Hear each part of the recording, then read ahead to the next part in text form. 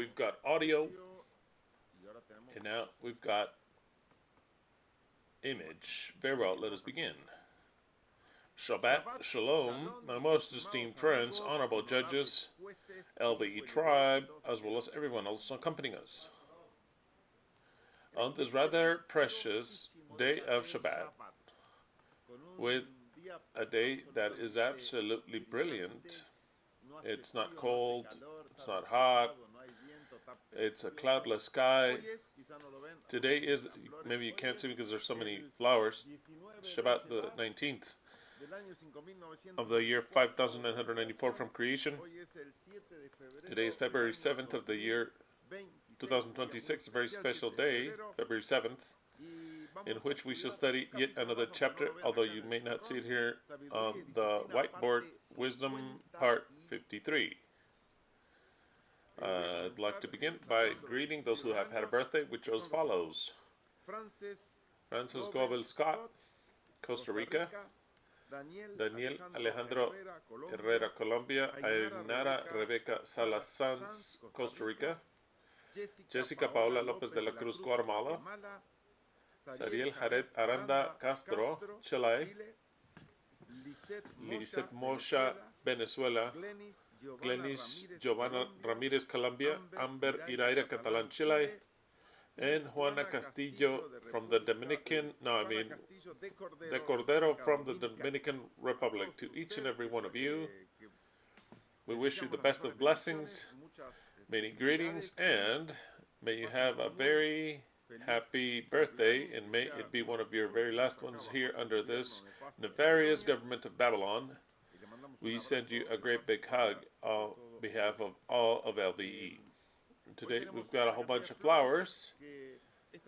These here are a gift from Madeline that were sent to us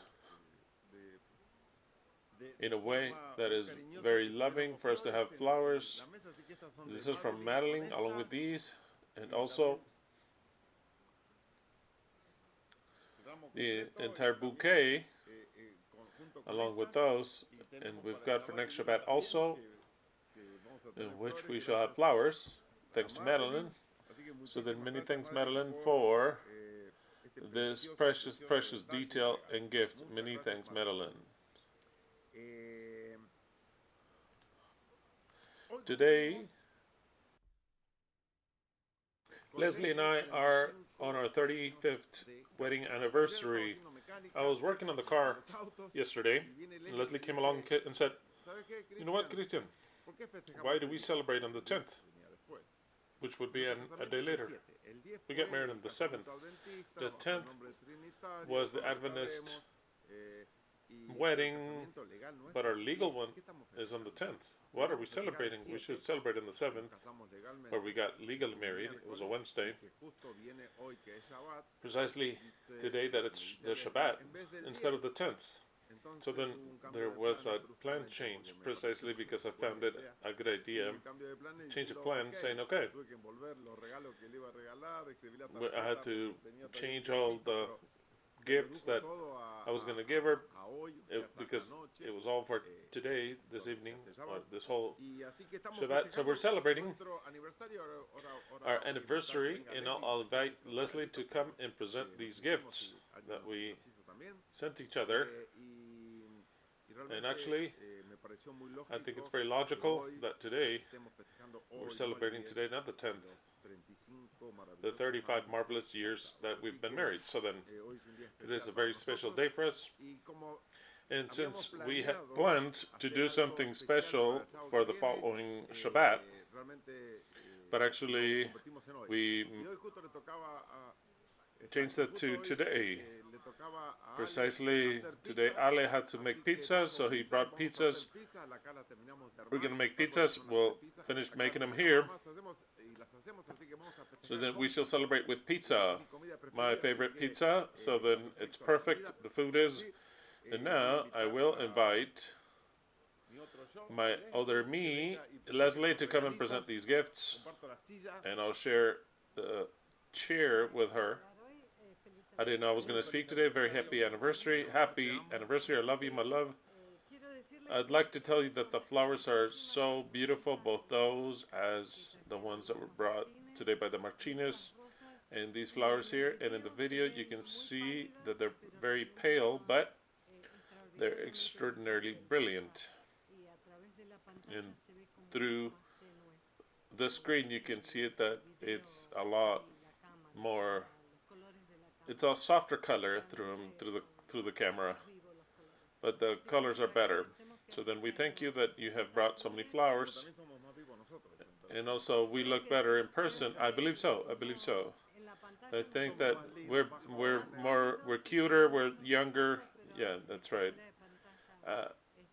In the screen, you might see the age a little more, but in real life is way better. You know how that happens? Yes, obviously. It's not just the flowers, but also we.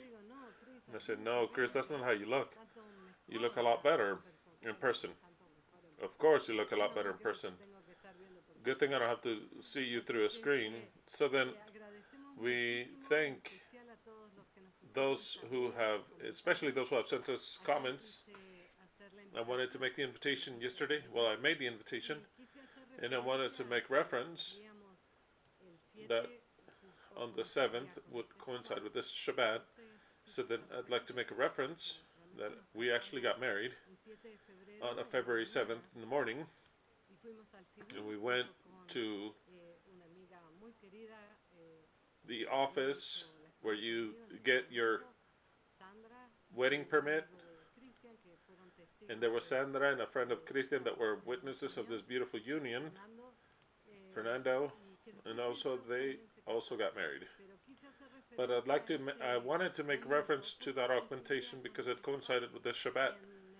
And so then in the moment that I was making the invitation, I said, well, but 35 years, wow, I can't believe how time flies. And I mentioned it there.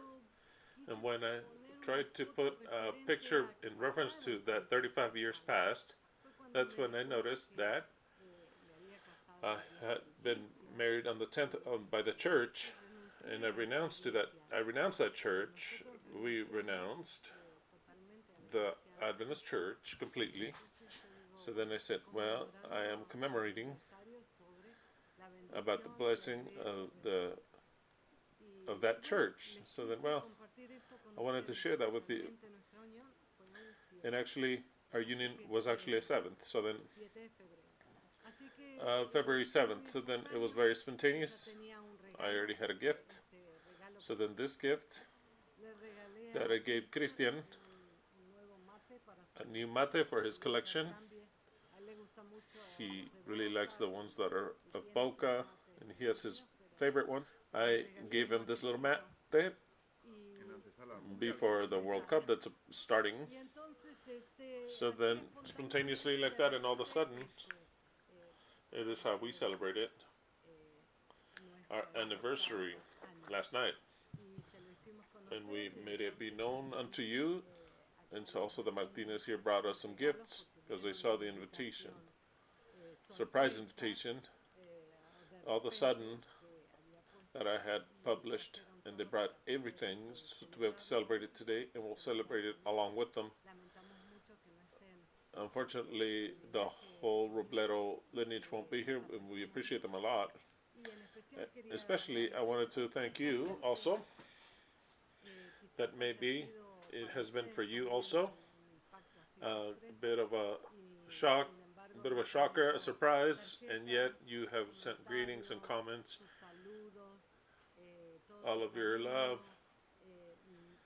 Actually, Christian and I, it really fills our hearts. And every Shabbat we open this home so that you can learn from the study, so that we connect with you and you with us, and actually we can enjoy every Shabbat teachings, wisdom, and also the advice and good things of that free us of every day of the things that happen outside. And we feel in a community that is very good. I feel all the love that you expressed to me. I thank you for the greetings that you sent us. in every moment. The donations by Madeline that gave us these precious flowers. We appreciate them, appreciate her a lot. She's always there when we need anything. So then, well, in part, it was that I wanted to say. It was also a surprise for me that Christian would invite me here, and well, I thank him a lot. Thank Christian a lot, and I show you like this very quickly, so as to not take up part of the study. Show them first that one. Which one do you want me? The little box. This one is a little gift from the Martinez. They gave us champagne, a Moscato. It's a Moscato wine. Delicious, sweet.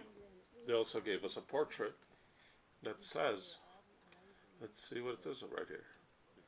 Rock and roll, live music. I don't know if you can read it. You can read it. They can read it. No, put it straight. Straight, no, straight. They can read it. It'll be backwards that way. So then this portrait, it's going to be here. Also, a box of chocolates. Maybe they had it already. Oh, you already had the gifts for the following Shabbat. Oh, okay. So the chocolate box. Oh, these are good brand. It's from a house here in the mall. Oh, how delicious. You're going to get too thirsty. These candies and a very beautiful perfume. It's one of my preferred ones. It's from Estée Lauder. One of my favorite perfumes that I bought back in 1993, a very good brand. And with my savings, I bought this perfume when I came here to the US. And I always liked it. I always bought it again. So then, wow. So Leslie has been using this perfume for a long time. From Estée Lauder. It's the original. The original. Well, and then later Christian gifted me very beautiful things, like this bracelet that's blue and gold. A little ring also with blue and gold. Everything very, very much of bokeh. Another ring, very much like the one that we gave you to a different model.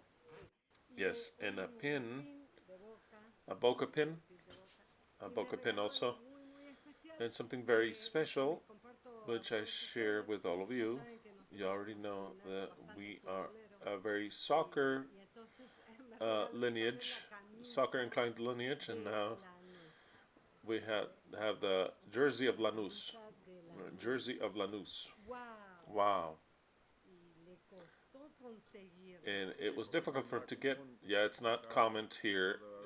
There's very few fans of Lanús. You can't get it here in the U.S. I didn't buy it for myself because there was no extra large. There wasn't. There wasn't? No, there wasn't. I got it only for Leslie. I think that the Argentinians can't eat anymore because it was maximum extra large.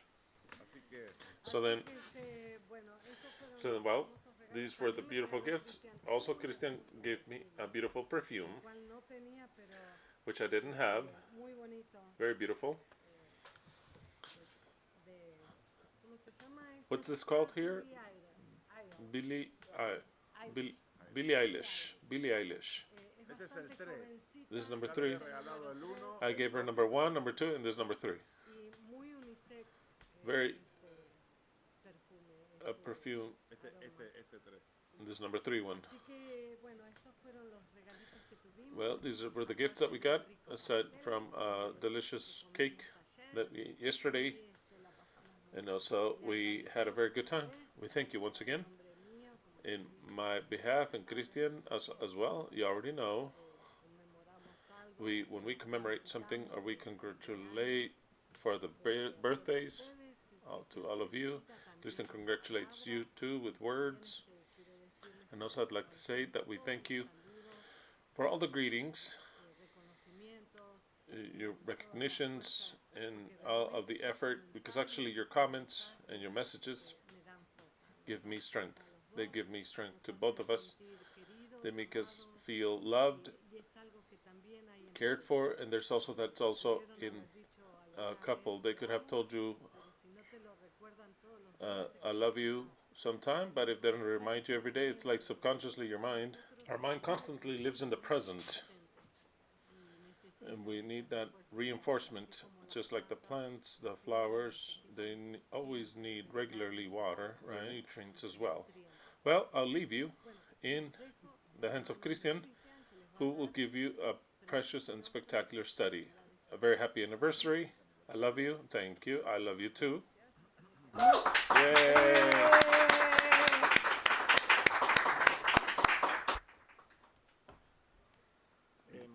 This one, the lineage, Martinez Lynch gave me this microphone.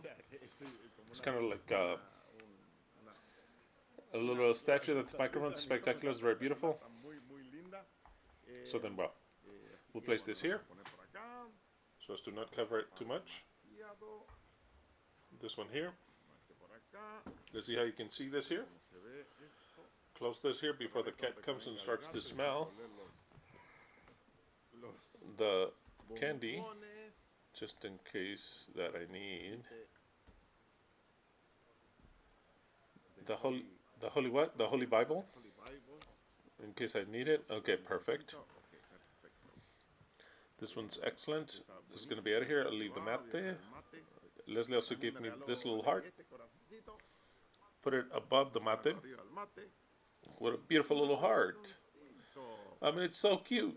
So cute, this little heart. Oh yeah, I forgot to mention it. Here it is. We're mentioning it now. It's right here. The little heart is right here. Within the mate. Very well. So then, I hope that we don't cover this. No, it's all fine. We can put it right here. The flowers, the first ones you see, it's a little tree that is alive and flowers that was brought by the Martinez lineage. So precious, many thanks, spectacular. These two are Madeline's, spectacular.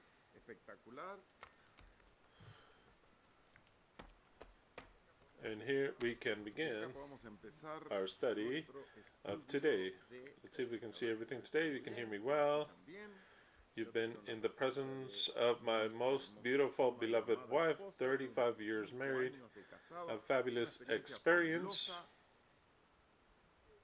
which we are making history and good history. These are the first 35 years. Very well.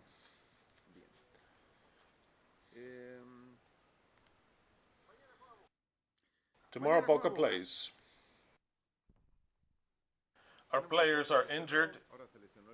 El Changuito Ceballo is injured now. And they say he won't be able to play for 6 weeks or more. He got a muscle tear. He was working out, got a muscle tear, and it was a pretty bad muscle tear. Not just any muscle tear. It could be 8 weeks out. So then we have no Changuito Ceballo for tomorrow. But we've got El Rosito. You've seen him play very well. The other guy, Moreno, he's not doing well. I hope he plays tomorrow. Maybe they put him in a little bit. He can't be a starter yet, but that's what we're dealing with. But we play against Vélez. So then tomorrow against Vélez Starfield, which is in Buenos Aires, and we'll play at 5:15 our time. So pretty late for everyone. 5:15, 10:15 p.m. Argentina, 5:15 our time. It'll be tomorrow. So then let's go Boca. I hope they do well.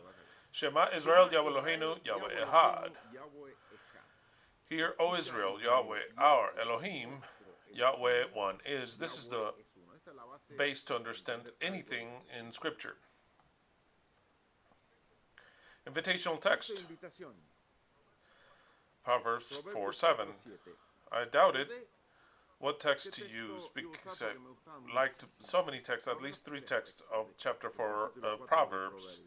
And I decided to use this one, not but for a particular reason, but I like this one because it talks about wisdom, and this is wisdom and discipline, than the other two, which I almost added in the invitational item now, but actually they all had the same weight. Because one was better than the next, but I decided to use this one because of the title. Wisdom before anything, before everything you do in life, wisdom before everything. Acquire wisdom, wisdom before everything. But before you add wisdom, before anything, you have to acquire it. And you do so when you practice the knowledge. Everything that you hear that is good, and you practice it, if actually what you're practicing is good, then it'll become your wisdom.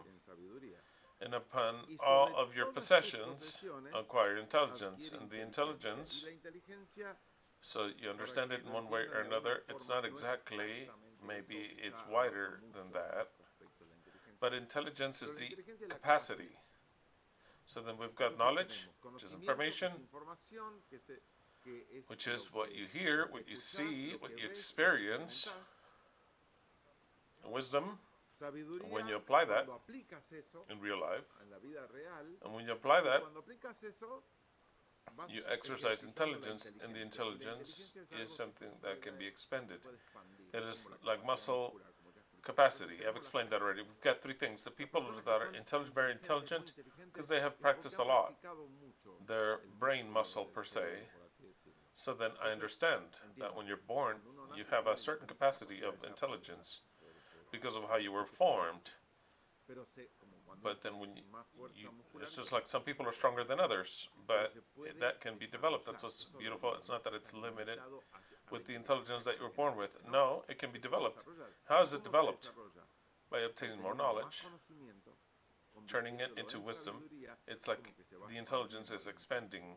And when before the intelligence was actually limited, now with intelligence there's more space to acquire more knowledge, transform it into wisdom, and there's always more space for intelligence.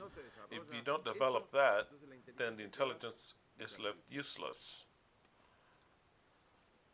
I have a question. I'll answer it. It reads as follows. Hello, Chris. Everything doing okay? Let's go. Look at what this question came up to mind. You know, everyone has an opinion about the future, that looks bad, or I see it like this or like that. Anyway, transferring this question to us, from our point of view, our reasoning, what answer could we come up with knowing what we know? A great big hug. Very well. It's a very good question. Now, from a human point of view, I see a black future. Absolutely, from a human point of view. You see, I've always, since I've had chats with you, sometimes I do see things on the negative side. And other times I see things as positively. It's just all balance. You can't be too positive, nor should we be so negative, which it would seem that we should be negative. Where are things pointing towards? Actually, seeing it from the human point of view, this world is getting to a final climax, because those things which technology has given us, instead of utilizing them in a better way, we use them in a worse way in certain places, not everything. For example, a very simple example that I'll give. I like working on cars a lot, mechanics a lot. Like taking things apart, putting them back together. I used to like that before. More. I would practice it more before, per se. Motors have become more complex now. For example, Toyota is a very trustworthy brand worldwide, more trustworthy than other brands because their motors last a long time. They're made for them to have many kilometers or miles, high mileage under rough work and extreme climates, and you trust them. You don't trust any Chinese or Japanese brands And even worse, the German ones, no Mercedes or BMWs or Volkswagens are good. They're actually dog shit in every aspect. Complexity and of durability. Before, a BMW or Mercedes was excellent, like a clock. It would work and work and could not. It's dog shit. No matter how much they charge, no matter if they say that it's fast, it's complete dog shit, complete garbage. Within the Japanese brands, Toyota was number one, Honda number two, and then possibly Nissan, But Toyota and Honda were complete standards. You would banners, you would buy one of those and it wasn't going to have so many problems, but rather a car that would last. Not just that it would last, but the value of the resale value, precisely because it lasted a lot, it keeps it very well. Yet if you buy another car, as soon as you bring it out of the dealership and it's already devalued, and I don't know, the 100,000 miles, and it's worthless, nobody wants to buy it. It's got so many problems, it's worthless. But Toyota and Honda kept the value up a lot, way up. For example, the Mercedes, BMW, they don't keep their value. No matter if you pay for 100,000 for cars now, in 5 years you can't sell it for 20,000. Nobody will buy it. You have to ask for less and less, and they won't buy it because to buy the German parts are so expensive. They say it charges 3 times more for the parts. 500 problems. So then, shove it well up where the sun don't shine. It was better before. Now it's dog shit. The very last years of Toyota, from 2022 to now, have been horrible. For example, our truck that I gave to Leslie, not here in 2018, it was a Sequoia that we bought at a very good price, and we fixed it up, and we left it spectacular. That motor has a V8, 5.7, and tell the truth, it's in the category that those motors last for 300,000, 400,000 miles if you give it the adequate maintenance, oil changes, transmission, everything that a car needs to maintain. They last a long time. Now, the new Sequoia from 2022 and on, they're garbage, complete garbage. Toyota made garbage cars. The motors blow up. The motors stop working at 40,000 miles. And the people don't know how to solve this. Toyota has done a recall of almost all the cars with those motors, which is the Sequoia, the trucks, the small ones, the big ones, because they took out the V8 and put a smaller, a V6, but double twin turbo. So then the complexity of the motors is absolutely mind-blowing. It's insane, because to change the starter, you have to take the whole motor apart, or half of it. That's an example.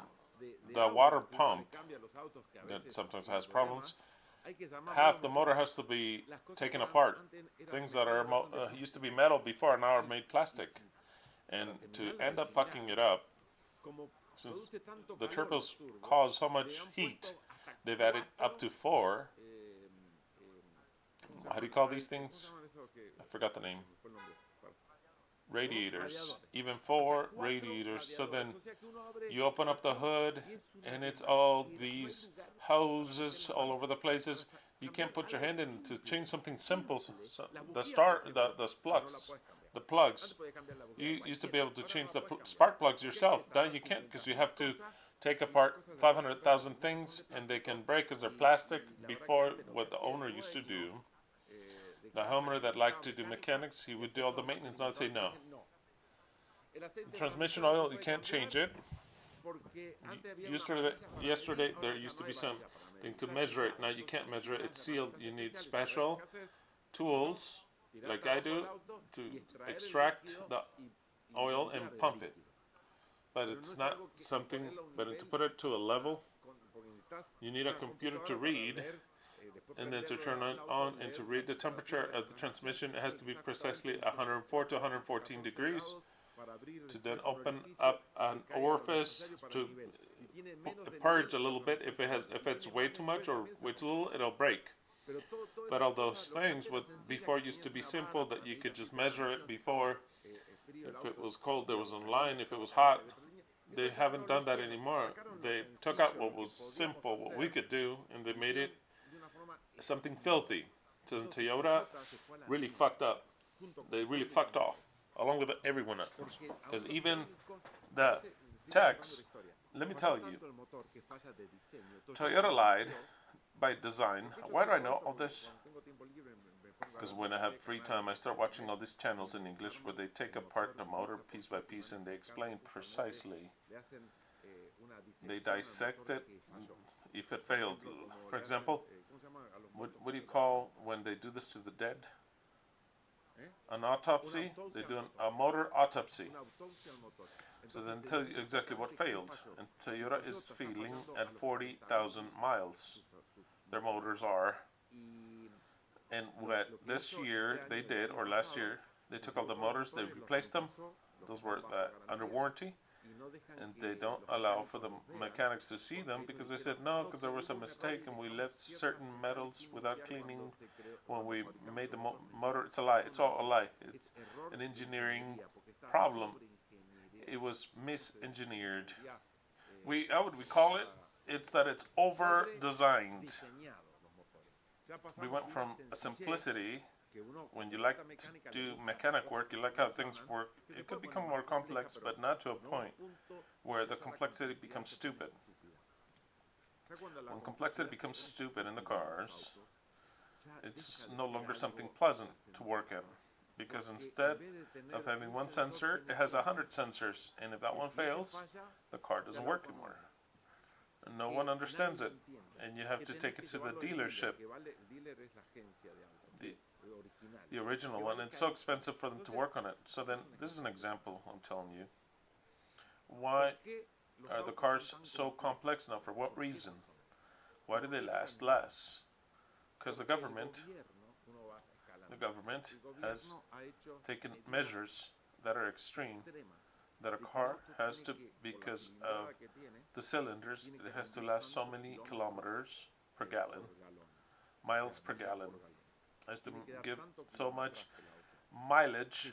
If it's a V8, they will already put a fee upon it. So then they try to lower that and to make it extraordinary for the car to give you more mileage, to be more economical, so that it burns supposedly less smoke in the air and to be very efficient. But to achieve that efficiency, there comes a point that there's a maximum. In other words, it's kind of like a soccer player. It could be a sports player. You could be more efficient. There comes a point and there's a limit that if you go past that, you break. Not because you're going to overtrain, will you be better? There is a point. That's a limit.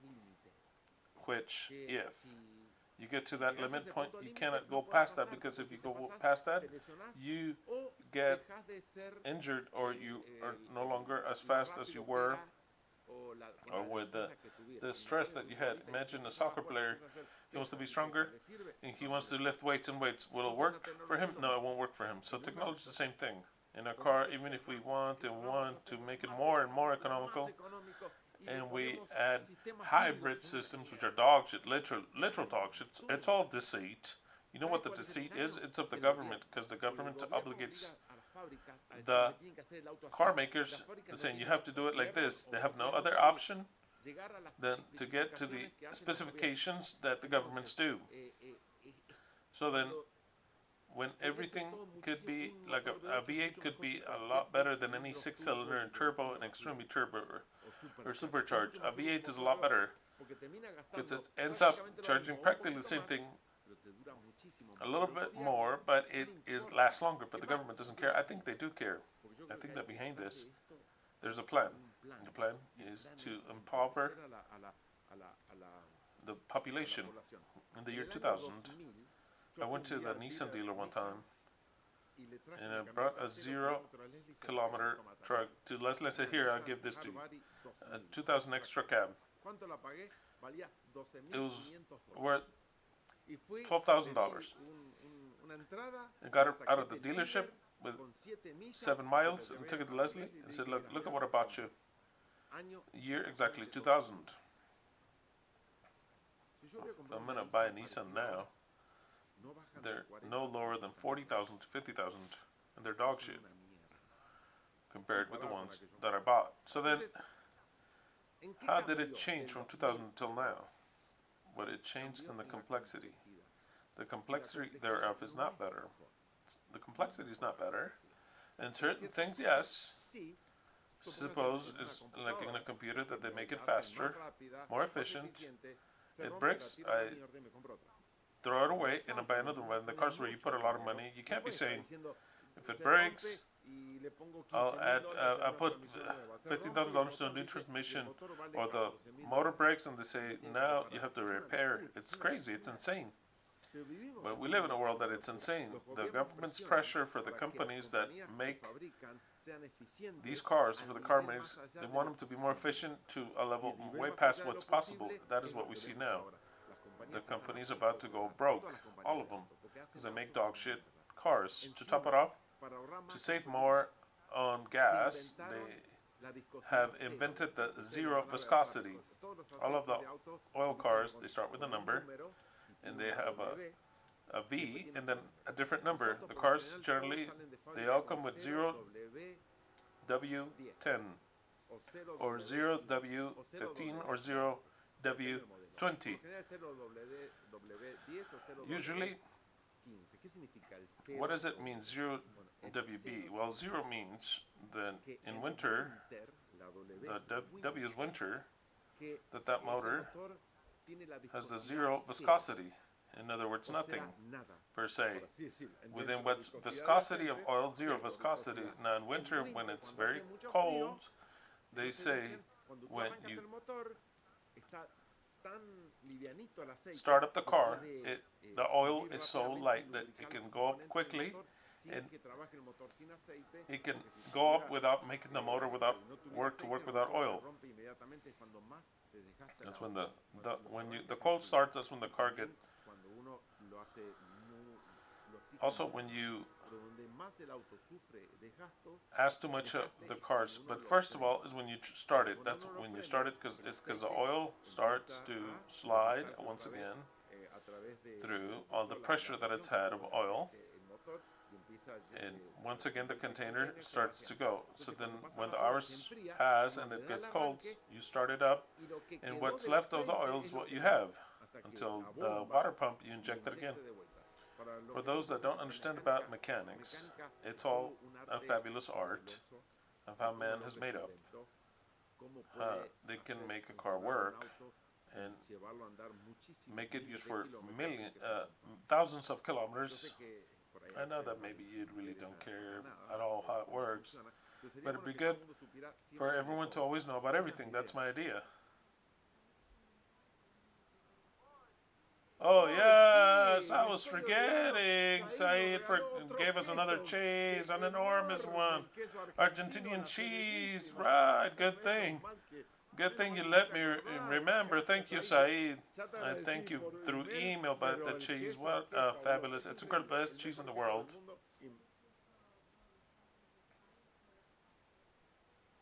Exactly. So then, many thanks, Said, for the cheese. Spectacular. I've showed it many times. The Argentinian cheese, whole Parmesan cheese wheel for Brazil. It comes from Brazil, comes here, and Said sends it to me here. Incredible. I mean, incredible. That the way that cheese travels. Now, for all who, just so you know something minimal, The oil, the motors have lots of components inside. I'm not going to explain that because it would take a long time, many hours. It's got many components inside that they all work metal upon metal. And metal upon metal, with the speed, it warms up and it gets ruined and everything gets messed up. What is the secret for the motors to work and work and work? There is a small layer of metal between all the components, all of them. The pistons,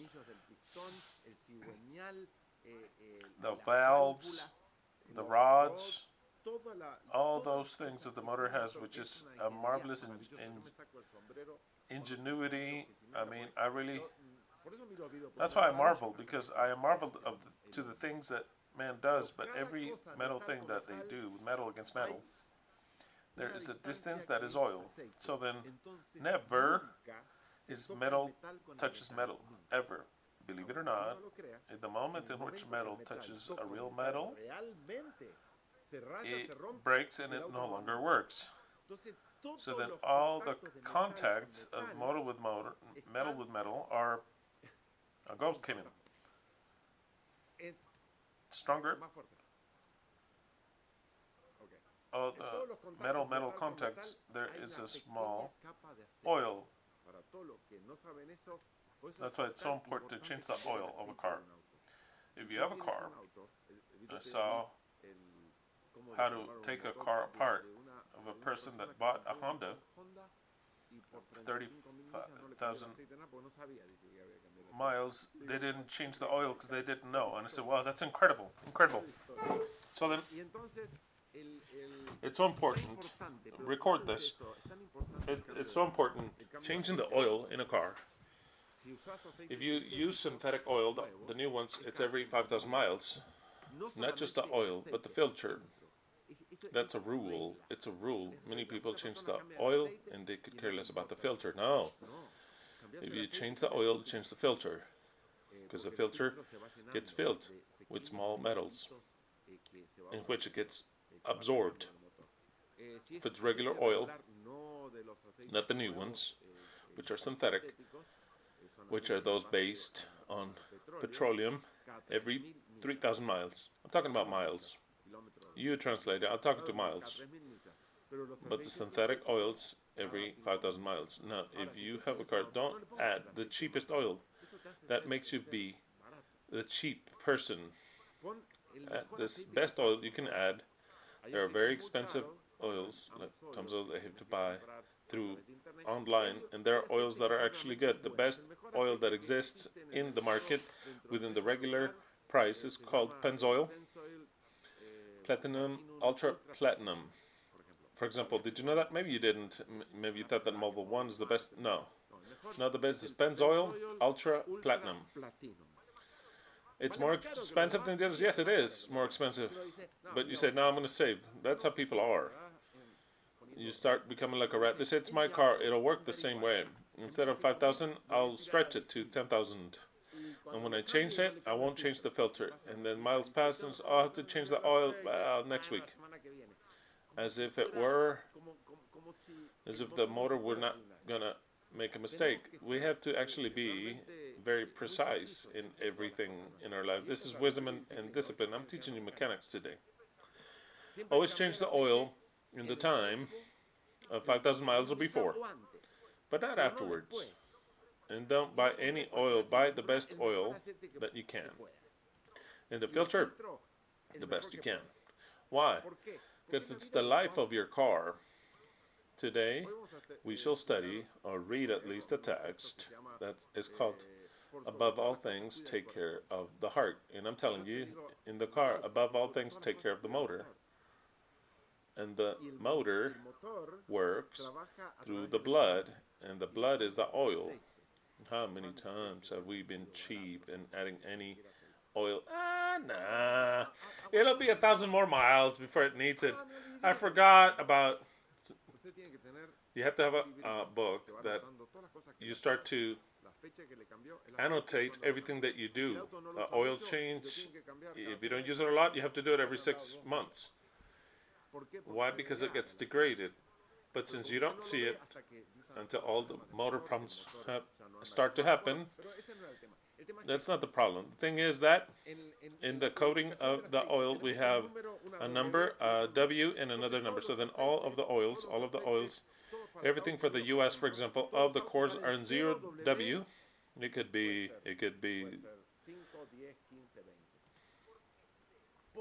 0, 15, or 20. Why 0? Why so liquid? My Nissan, I would go 20, 50, 20 W50. That's what I would use in my Nissan. And I would drive at top speed, never had any motor problems with my Nissan. Because I would use 20 W50. What changed now that it starts with 0, from 20 to 0? It's crazy. But what happens is, in order to get to the specifications that the government is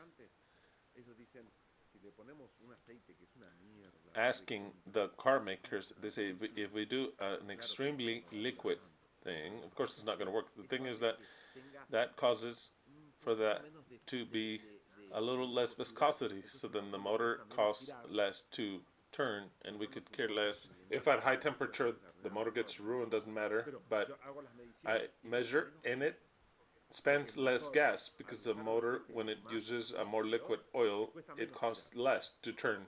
It's not going to protect it, but it costs less to turn. So then with that, I'll be 2 miles per gallon. So then they have to get to the standard that the government is imposing. If you don't get there, they'll put billion-dollar fines upon them.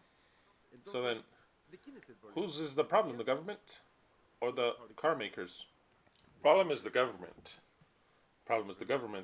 The car makers, they try to do as best as possible within the laws that they give them.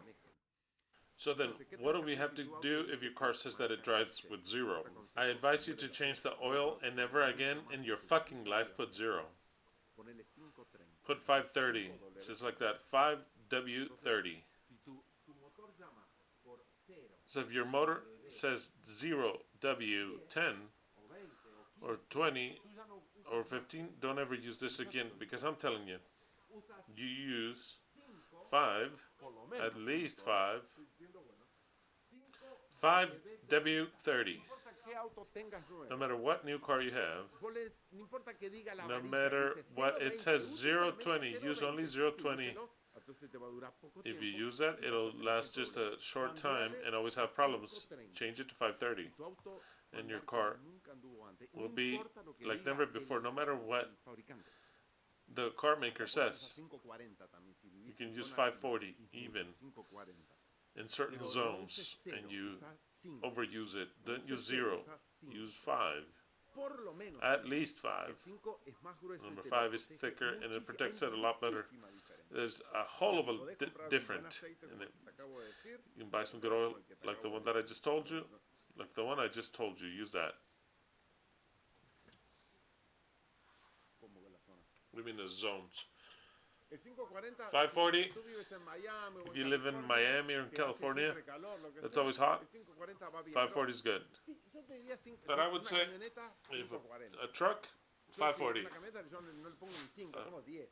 I wouldn't even use a 5 for a truck. A 10, I would. Say, no, that's crazy. Because the oil needs to be injected. It's a lie. It's all a lie. Everything you see is a lie. I've seen from places of real testing what happens with the motor of 0.15 to a motor 1530.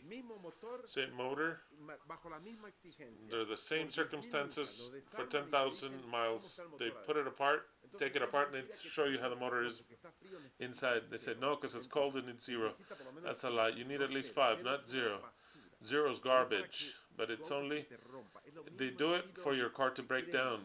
Just like they want to poke you because it's good for you, it's good, and that's good for your car. That's a lie. So they can use 530, 540. That's what you can use. And if your car has lots of miles, you can use 1030, 1040. Exactly, depend on the miles. Brian's car, when we bought it, a Zion TC 2014 precious car. It was manual, standard, and with the 520 that it said there. I think it said that your car needed 520. It would use up 1 to 2 liters of oil every oil change, at least. No, more. You have to be adding oil because it would just use it up. We changed it to 520, 530, and it doesn't consume it anymore. For what reason? Because the motors, did you know that in Europe they don't use 0, they use 5? Same motor, same specifications. Why in Europe do you use 5 and here's 0? Because always they want to shit on us. Because the specifications that they do, the government, the problem is the dog shit government. I can't wait. So then, back to the original question, how do I see from a human point of view this future? I see it black. A black future. A black future. Because all of the technology in the government is not doing it for the good of the community of human beings, that we have a better world. That's a lie. The batteries of the electric cars are dog shit. They are getting dirty and contaminating and endangering the terrain. I'm not saying the planet, because it's not a planet, but the terrain that we are given to live in, using so much materials, because lithium is not taken out from the earth, it is taken out from the salt. That's why they want to invade, and they've already invaded Argentina, Brazil, all of Chile, Bolivia, because there's lots of lithium. And they need lithium for the fucking batteries. It's not something that's actually green like they say. That's a lie, an absolute lie. It's just as green as the vacuum cleaners. Just as green as that. It's a lie. The day they invent a battery that works and that doesn't get ruined and that does not harm the soil, then I'll believe them. But as long as they use lithium, it's not something good, because you have to replace it every 10 years, and they have to utilize the non-renewable resources. If they tell me they do it from the seawater, maybe I'll believe you, per se. Technology is taking us to a point that is never ending. A black future from the religious point of view, black. In every aspect, black. For what reason is it black? Because they worship God, because they have faith in God, and because they want God to fix this. How is the future that I see as of those religions, both Jewish, as Christian, as Muslim? Black, because they believe God and they have faith in God. The worst thing you can have is faith in God. If you tell me I'm placing my faith in God, I'll congratulate you. Lose the faith in God completely. Don't have any faith in God, because God is the one that rules you today. Today, the one that rules you is God. It's not something else that the humans has. No, it's God. So then if you have faith in God that He's going to come and save you, then we're getting to a point of a black future. And all of these religions have a faith in God. In whom should we have faith? In ourselves. In you and I. In us. We have faith in ourselves. Like a grain of mustard, but not in God, but in ourselves. Why faith in ourselves? Because we're different. Because we want something that's actually just, good. Without God, we are God. And you already understand the whole context of what I'm talking about. So, are you losing the faith in God? I applaud you. Lose it completely. From the point of view that's scientific, a black future. Now, they're planning once again of going to the moon. You're like, I mean, they've lied to us all the time. Now they're planning that. So then you lose the faith completely. Where's the science headed? Nowhere. And from the point of view of health, complete black future. What is health helping us with? In nothing. So then from every point of view, it's a black future from the human point of view. Now us, because this world is surreal. I want to see if you understand me, because I want to say this slowly, maybe kind of deep, so that maybe it's difficult for you to understand. When I say that it's a world that's surreal, I say that it's a world that's not handled by humans. When in Apocalypse 13 it says that the dragon gave his power, his authority, and his throne, the dragon is God. We're not talking about a Satan. We're talking about the God Creator. And if the God Creator gave his power, what takes place in this world is supernatural. When we talk about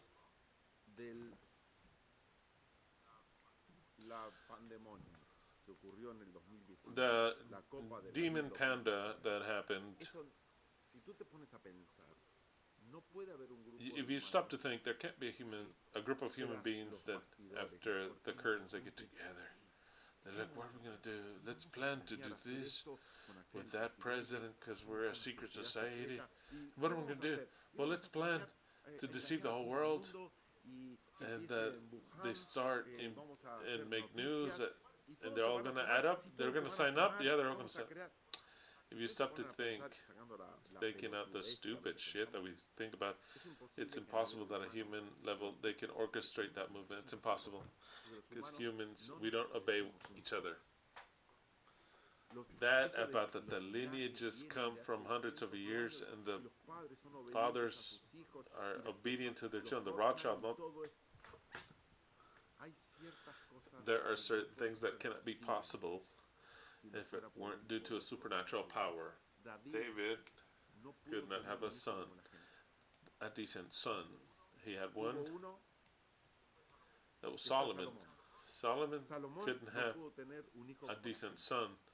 If those two people that were very intelligent, one considered to be the most wise, they couldn't teach their children values to continue on with their kingdom. You want to make me believe that a Rothschild or a stupid idiot from whatever race of the chosen people or whatever, that they keep their children and there comes a reign from behind and they rule the world.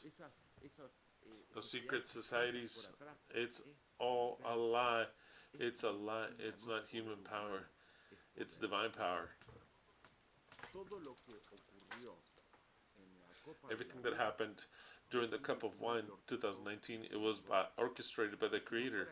And if it wasn't because he used his divine power to convince the presidents and the masses of what they had to do, it would not have been possible to do so. Everything that we say, oh, it's the New World Order, it's not possible. It's surreal. Humans cannot orchestrate that. Humans cannot even orchestrate that a group of Arabs supposedly grabbed some trees and that they crashed them at a special time in the towers, and then the towers later fall to implode or whatever, filled with the charge there. And you say, wow, it was all a preparation. The chosen people, these sons of bitches, and the other sons of bitches, and the others, and they got together. And they planned it for 10 years, and now we're going to do it. It is impossible. At that level, it is impossible. Even if we say it is possible, they plan everything. It is impossible. Humans, out of natural, their own nature, they don't subjugate to another human being to do something that's so great. Same thing with the moon. Don't think that it was all a human plan, that we go to 69 and we make the videos and the whole world fell, saying, wow, we got to the moon. Russia knew that they didn't. China knew that they didn't get there. The world perfectly knows that they didn't get there, and no one says a thing. Because they're all associates.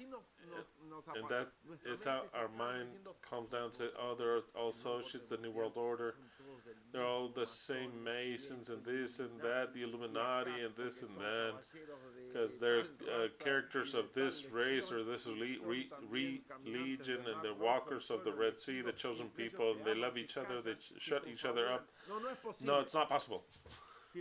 If it weren't because God did that, it is impossible to have deceived us that it is this is a sphere. It is impossible. It is God that deceived us directly. It is God. He is the one that does everything. And it's His power with the people and with the people that direct this world, and He makes them do whatever He wants. Just like He told Jeremiah, go and make them drink. Jeremiah says they won't want to drink. Of course that humans does not drink the dog shit, but Yahweh makes us drink His dog shit by force. By force.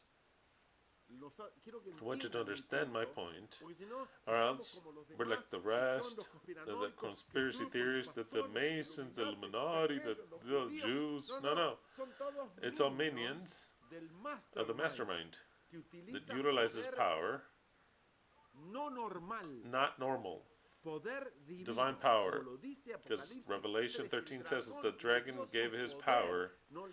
He didn't just give him the permission, he gave him his power. So then what takes place in this world, everything that takes place in this world, it is divine power. Don't believe for a second that these chosen people handles the banks because they're brilliant. Because they have something within. No. Absolutely not. What they have is the dragon that gives them power that goes way past. That's human.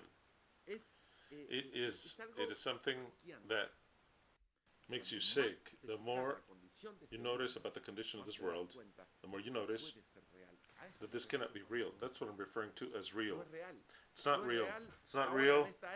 Now, in this time, that these sons of bitches are still complaining that 6 million. No, that's a lie. But it doesn't matter. The world believes it either way. But they do massacre their neighbors. And no one says a thing. The U.S. applauds it, helps them. Others condemn it, but no one does anything. When they say, we're victims, and they kill and kill, it's not normal. The people live under a cover, like Isaiah said, that I read to you.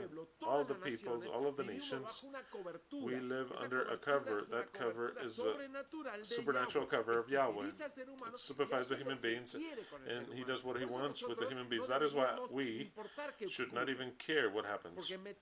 Because for me to get into and to see what happens with Israel and Gaza, or Ukraine and Russia, or to see in Epstein letters that they're sending, there's 3 million, and what they see, they eat the children and this and that. I could give a fuck. Because all of that, even the Epstein letters are a design of Yahweh. Or else it would not happen. In what human logic of human beings that show up that 3 million files show up condemning the president of the U.S.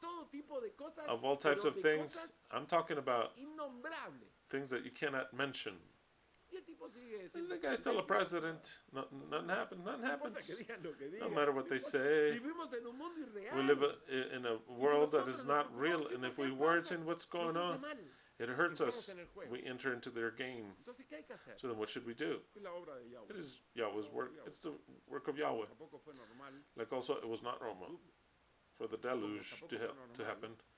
Like also, Sodom and Gomorrah was not normal. Like also wasn't normal when Egypt was almost destroyed by Yahweh. Like also wasn't normal when they came and destroyed the temples.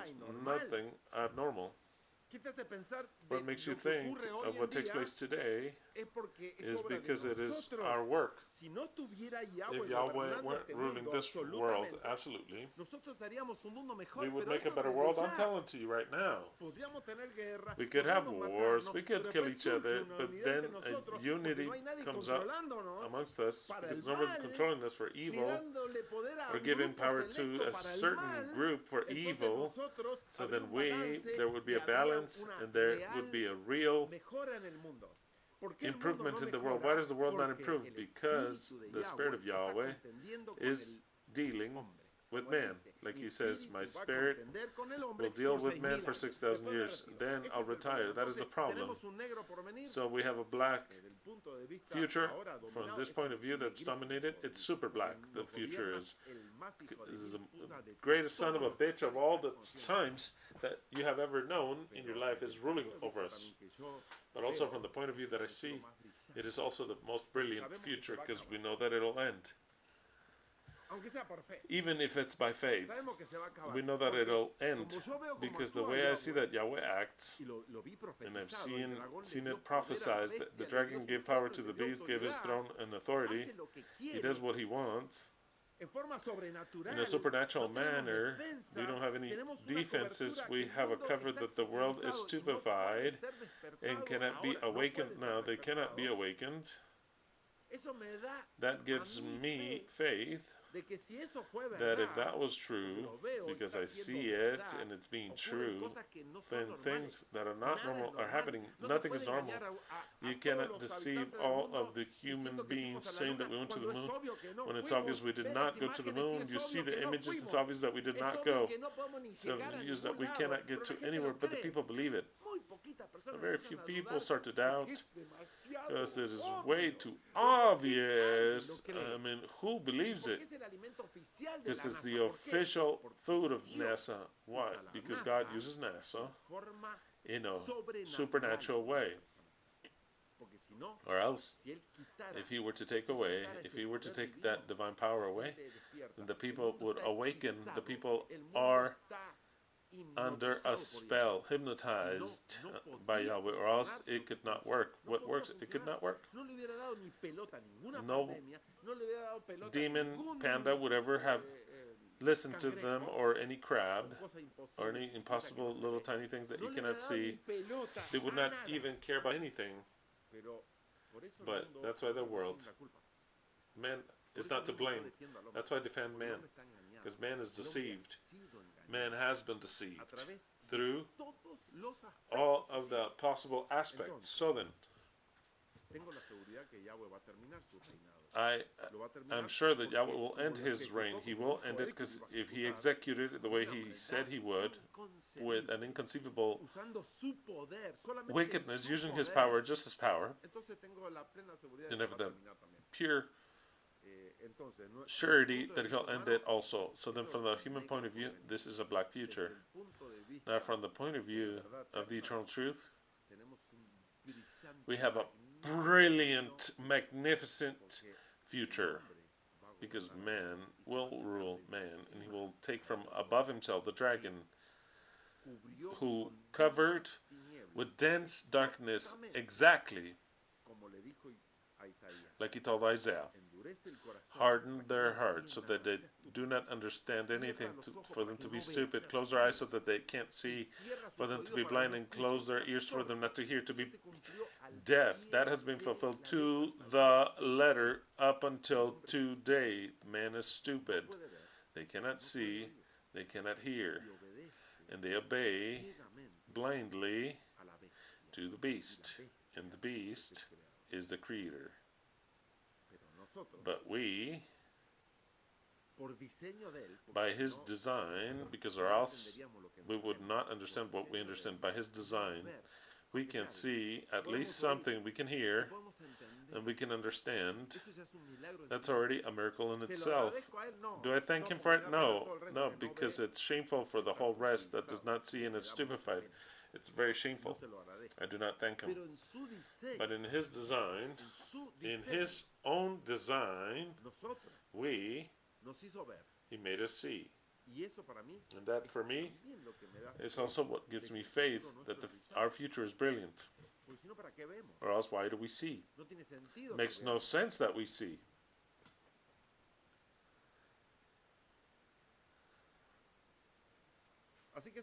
So then that's the answer. The future is a black future, and for us it's a brilliant future. A brilliant future. That's why we take out the black future. text of the invitation, acquire wisdom before anything, and wisdom and above all assets, acquire intelligence. For that reason, I know that many of you send me videos. Look at what this guy's doing. Look at what that guy's doing. And you send me videos for me to watch, conspiracy theories about these Europe lineages and the Black Knights and the I don't know, what are the name of these? The black lineage of that one, not of black skin, but that's what they call it, the black lineage that they direct and that they're behind everything. That is a distraction, which we go through. They're trying to search out the truth, and we go through the rabbit hole. We go down the rabbit hole, never ending, trying to know more, and now I know more, and now I know it's the Masons, and when I find out, oh, look at the race of these Masons, and they come with that guy, and now I see this symbol, oh wow, look at that symbol. So then I fill myself with stupid knowledge. That doesn't take me anywhere. I have to have a different type of knowledge here. Knowing that they're all traps and that I'm not getting on anyone's side, because I get on Gaza's side, for example, Gaza's side, they're also deceived, because if I were to analyze exactly a person living there, they believe in Allah, they believe that they live in a world that is not the one that I live in. They live in a different planet, entirely different, with other customs entirely. So then, it's not justice also for me to say, let's free them. There's no justice. If I get on the other side, you know who they are. There's no justice. If I start to do justice within this injustice created by Yahweh, it'll never be justice. The only justice is to take out, Angelina? To take out the dragon from the middle. There's no other justice. If I get on the right, it's injustice. If I go on the left, it's injustice. There is no party that I can choose. There's no party. Because the people are lost. Both fights are unjust. They're all both unjust. I want to go with these guys, it's injustice. The other side, it's also injustice. And that is how my life will end. Supporting this guy or this movement, that's why all those that get into political parties out of you, it's no good. I'm telling you, but do whatever you want. It's not what's wise. It's not what's wise to go with a political party, because it's not that one is just and the other one's unjust. No, they're both unjust equally. It's all dog shit because it's directed by the dragon. It is a designed dog shit.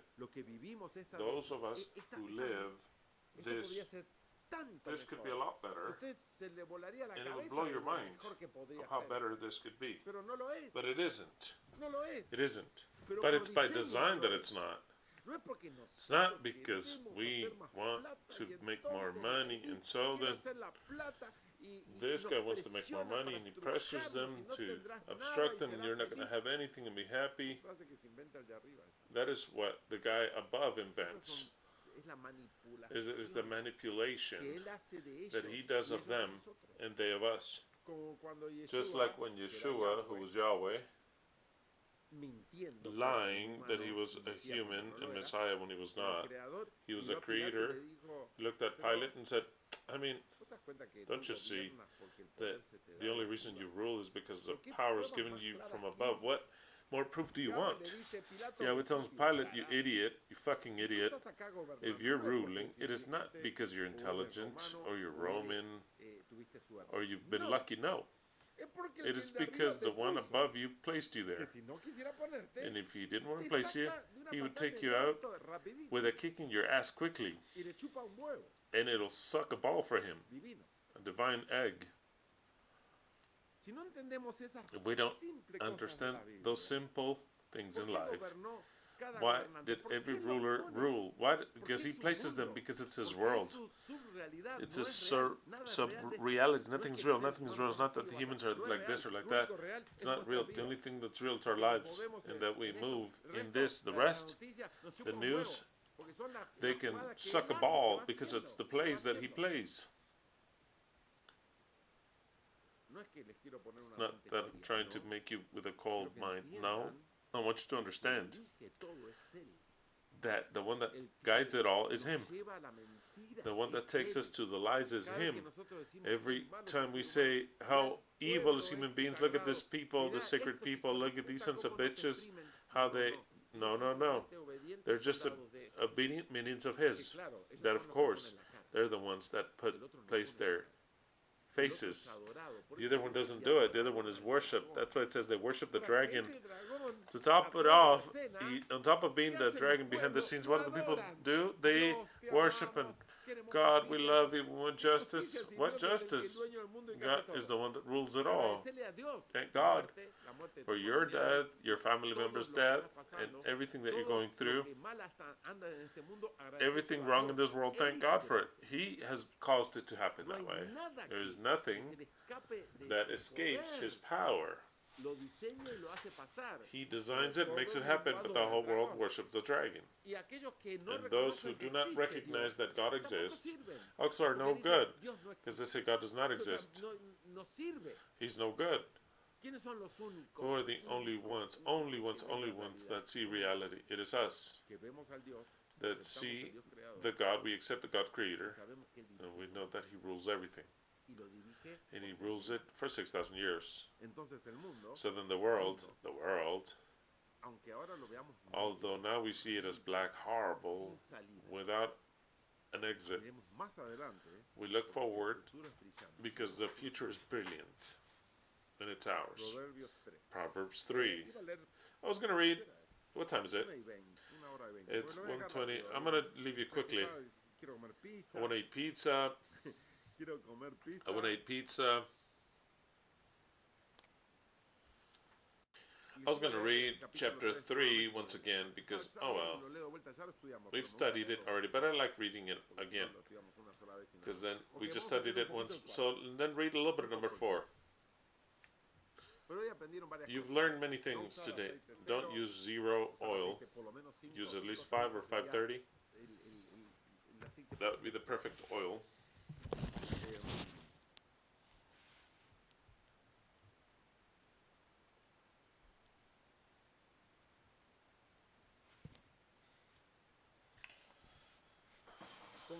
Give us a like. Did anyone knew about the oil that I told you?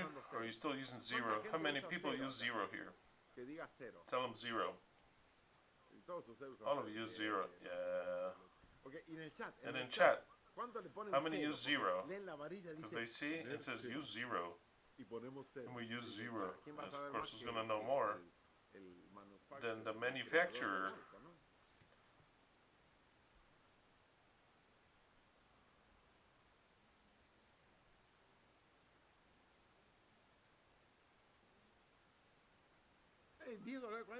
$10W40, that's perfect. Perfect.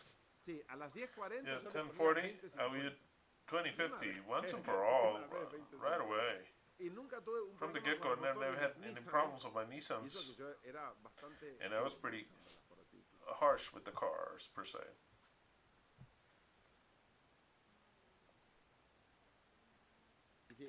Right.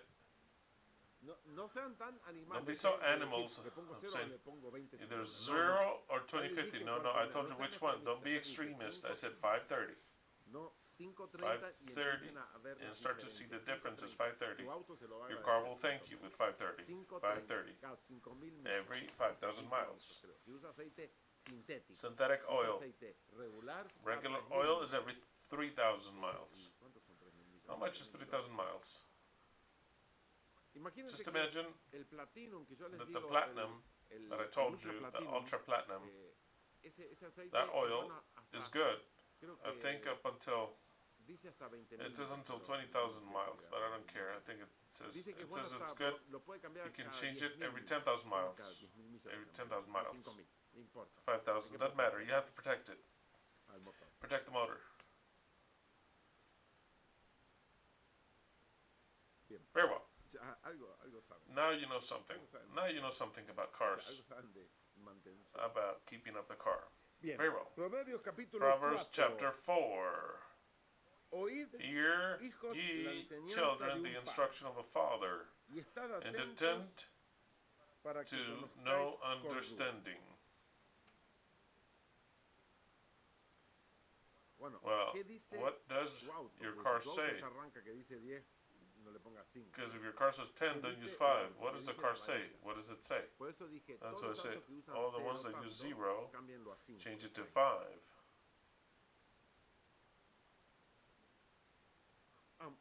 Oh, even thicker. The old cars, even thicker. Could be 30. Yeah, of course. You know what car you have. But if your car says 0 something, don't use 0. Use 5. Start with 5 and augment it. That's first of all. That's why now I see that they're like, oh no, Christian said that his car used 30. Oh, Christian said 5. No. But I was talking about those who use 0. Those who use 0, don't use 0. Very well. Going back because I don't even know what I read. Hear, children, the teaching of a father, Solomon says, and attend to know understanding. For I give you good doctrine, forsake ye not my law. It's not my law, it's my Torah, my teaching, my instruction. Like it says in Jerusalem 2001. Since I teach you a good doctrine, exactly, do not abandon my instructions. For I was my father's son, tender and only beloved in the sight of my mother. He taught me also and said unto me, let thine heart retain my words, keep my commandments, and live. Like any father would tell his son, since I was also a son. Get wisdom. This no one knows whether if it's also what the father said or what Solomon's saying. Either way, if it helps us, that's fine. Did you understand what I said? Not even the Jews know if what follows is that David is telling the father, because he says he would teach me. Let thine heart retain my words, keep my commands, and live. Get wisdom, get understanding, forget it not. Who's saying that? Solomon to us? Or David to Solomon? They don't even know. He said, no, possibly David is still speaking. I read it. This is the holy ship. And I read it, and we draw what is good. And I'll read it, acquire wisdom, but of course, just like what I give you, acquire it. We have to acquire wisdom, acquire intelligence, but of course, we have to augment our intelligence. Forget not, that's why I'm telling you, just an exercise. I know that women and many men don't have a fucking idea how a motor works. This week, instead of watching a movie on Netflix or not doing anything,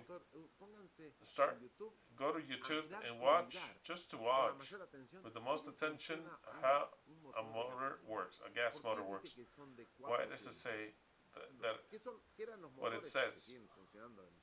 Which some motors that are still working, the two-time motors, how do they work? So that you're marveled with the technology. Because that right there is to make you intelligent. For example, in this case, that I'm going against women, the women that don't know anything about mechanics, they start to watch mechanics. Even if they don't want to, they're going to learn. What do? They augment their intelligence. I knew, and in YouTube you're going to know women mechanics that are so great, but of course they broke that barrier of, I'm not going to ruin my hands, this and that, that's only for men. No, it's about intelligence to learn. How does it work?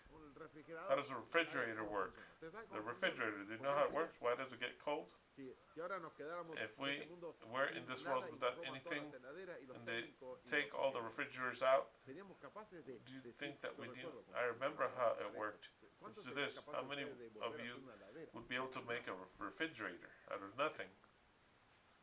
Angelina helped me on a permanent basis this week. Doing all the changes, I was explaining, you have to do this, you have to do that.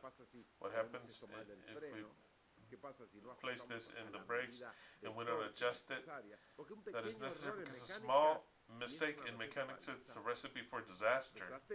And I'm talking about disasters from fatal to economical, and motor disasters for them to break down. Just one mistake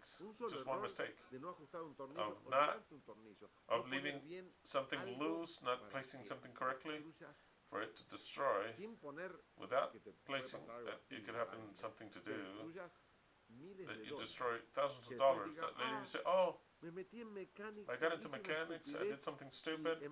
Instead of fixing that, I destroyed. Now it's $8,000. You know how many cases it's filled with that in YouTube? I wanted to fix this, change the sensor, it ruined everything. Yes, of course, because they don't know. They watch a little YouTube video and they say, oh, I can do it. Experience to know. And sometimes it helps. It helps sometimes. It's all things that are beautiful to learn. I'm answering how the intelligence can be expanded. Let's suppose that we're a person. It doesn't matter if it's man or woman. Could be a man too that's not about mechanics. To take my advice. So I'm gonna watch in YouTube. I'm gonna watch so many stupid shit that I watch. I'm gonna watch, like Christian said, just an example. How a motor works. The parts of the motor, I'm gonna memorize them. What the crankshaft is, how it works, how everything works. I wanna know. I haven't the least idea. And you start to look, and when you watch, and say, wow. And then later, in something in life that you have to fix. You don't even know how much you're going to apply of what you've learned, or how to put a screw what the torque is, and many things that's practical. Later, your intelligence is expanded, because that is what intelligence is. When I learn something, that something is not just for that something, but it helps me in other aspects. So if you've learned this, and that, when you least expect it, something happens, and you analyze it with everything, all the wisdom that you've already acquired, and you say, oh yes, this is this way and that way. That is what intelligence is. And it augments, because instead of being watching something useless, you've learned to watch other things. That's the way it works. That's why it says acquire wisdom. Acquire wisdom. Acquire intelligence. Do not forget and do not depart from the reasons of my mouth. I've just given you a definition of that text. It's got a whole bunch. How do you acquire wisdom?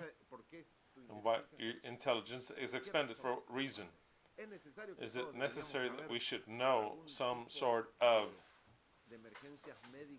first aid? Yes, because that helps you to solve other problems. Then later, something happened to your dog, and you were able to solve it because you studied something else, not for dogs, but you noticed that it was useful. And that's how it is with everything. That's how it is with everything. So then later, you go to a mechanic, a builder, whatever, and you can say if it's done right or if they're deceiving you. Forget not, nor draw away from the reasons of my mouth. I gave you many reasons. Don't leave her. She will keep thee. Love her, and she will preserve thee. Not just will she help you economically, but rather wisdom and intelligence. In this metaphor, if you take care of her, if you are a companion of her, if it were a woman, it says, and she will keep thee. If you love her, like if she were a woman, wisdom, intelligence, if you love her, she has a love for you, back towards you, and she takes care of you, protects you, and she protects you. Proverbs 4:6, but in the Jerusalem 2001 it says, abandon her not. Whom? The wisdom. Abandon her not, and she will protect thee. Love her, and she will protect thee. It's talking like if it were a woman, because it identifies her like a woman. So then, if we have a woman called wisdom, a woman called intelligence, and we despise her, your intelligence is despicable. Just like that, directly. Directly. If you make a person despicable, that's intelligent, because they look at you and they say, you're an idiot. You did this, you broke it, and then later you paid for the consequences. But if you love wisdom as if it were a woman, you take care of her, you caress her, you do nice things to her, you feed her, then she returns that back to you and protects you. She takes care of you. 7. We got to the text of the invitation. Wisdom, this lady, this woman, beautiful woman, desirable woman. Wisdom before everything. Acquire wisdom, and above all your possessions, acquire intelligence. Now you understand. Intelligence, I exercise it through acquiring knowledge and I make it wisdom. So then my intelligence becomes expanded. So then, this is the secret of life. Look, it's the secret of life. We can live a life of blind, stupid idiots, or a life of wise men. And the life of the wise is very different to that of the stupid idiots. Very different.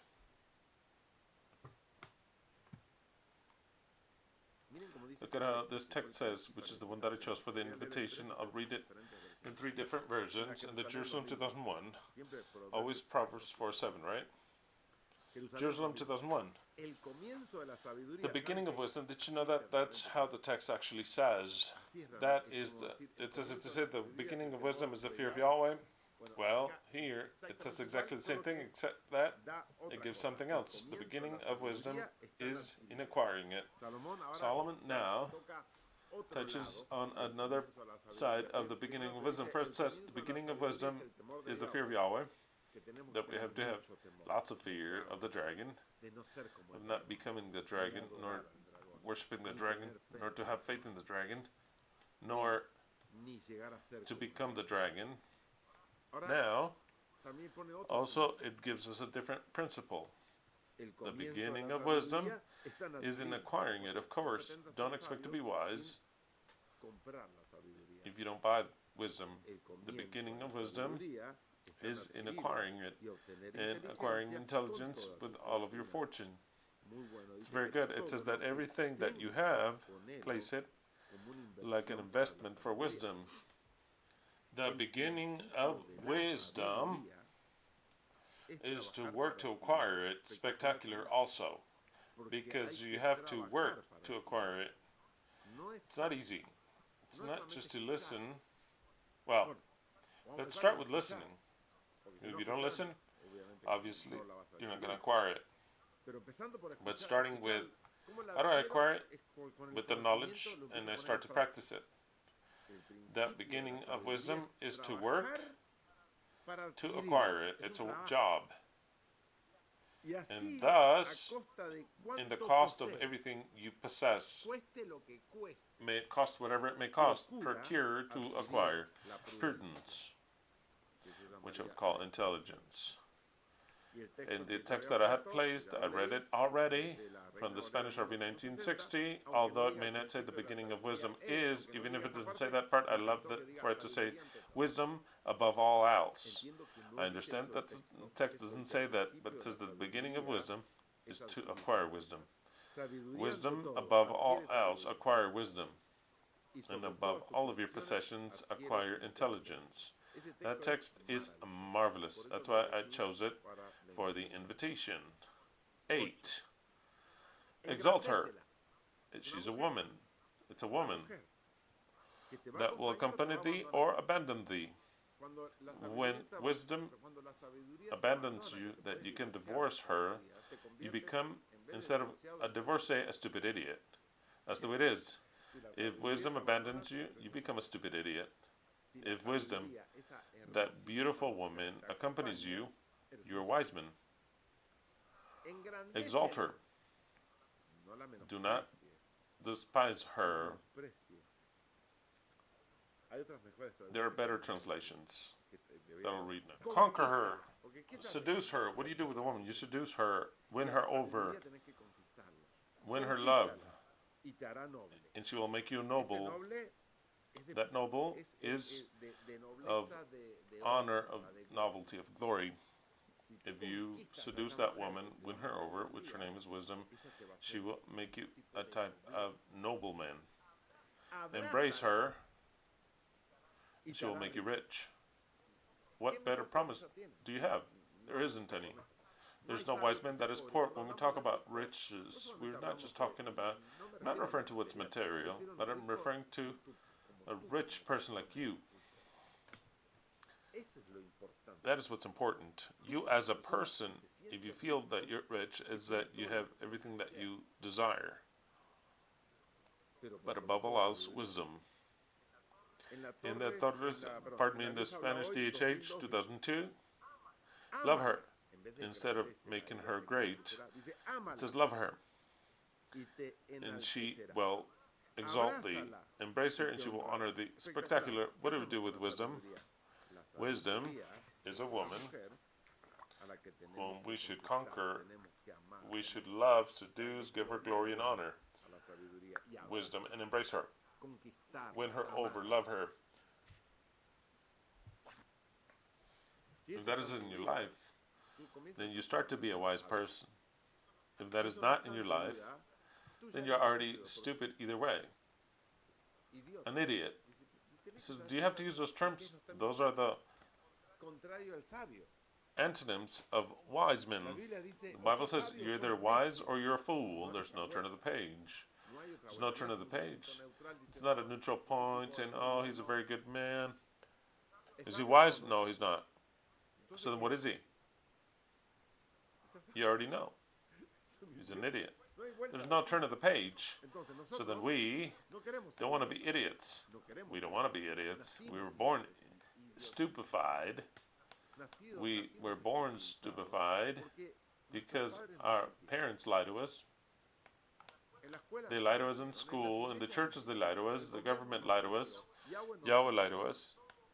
It's all dog shit. So then of course we're born like stupid idiots. But when you start to acquire wisdom, you come out of there. Was I stupid? Of course. That's why we either understand the way we understand of who Yahweh is and how this world is actually, or we're stupid idiots. There's no turn of the page. That's why sometimes they've asked me, and I've answered, give or take, what happens since we're talking about wisdom and what wisdom is, what it is to embrace wisdom. Many of you youth, and I'm talking about the youth because the adults, they could go through this situation also, but when they look out of the need of having a couple or whatever, sometimes their eyes are set upon men or young men or girls that don't believe the same way you do. And even though physically, chemically speaking, there's an attraction, because there's an attraction, physical and chemical attraction, that's so important, without which there wouldn't be any couple. Past the physical and chemical attraction, there is later a relationship of the person. So then, I compare matrimony, not matrimony, but the couples, as if they were a table, a four-legged table. If one of the legs is not firm, the table can stay up with three. But when there's any movement or pressure that you add to the table, it'll fall. It'll tip over. Tip over. It stays up barely with three. But when you sit on the table, put pressure, it'll yield where there's no leg, or one is loose, evidently. So then, one of those legs is religion. Inevitably so. Even if you fall in love with a young man, young woman that is beautiful for your eyes, all men and women are beautiful, but for the eyes of that chemistry, it's beautiful, attractive. They like the way she speaks, the character goes well with you, is fascinated, whatever, man or woman. But there is a leg that is a religion. And that is a point that's so important, that in the beginning everything can go well. No one talks about God. You believe whatever you want. I believe whatever you want. It's all fine. There's a point where you mature, and one says, you look at the other one on either way, okay? How can she worship that? What an idiot. What a stupid idiot. For example, if one of you were to like an Adventist or a Catholic, and it's all fine, and the emotional part, physical part, 10 points everything. She was made for you, but she is Catholic. She goes to Mass. She confesses with the priest. She does the things that Catholics do. At first, you say, you close your eyes for that because she's the woman of your dreams. It could be backwards also. Apply it however you want. Woman of your dreams. That you always wanted. A woman like that or a boy like that. Kind, sweet. You get along so great. And the bed, in the kitchen, everywhere. It's what you've ever wanted. It's more than what you wanted. But she has a different God. You take that out and say, that's a fact, doesn't matter.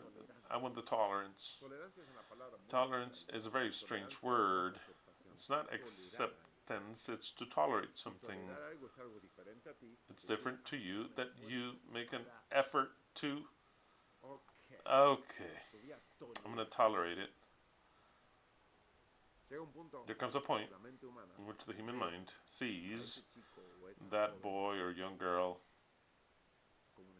like a stupid idiot. She goes to church, the Catholic Church, she confesses, she says, what a stupid idiot. There's no way that you don't think about it. There's no way. There's no way. You can tell me whatever you want.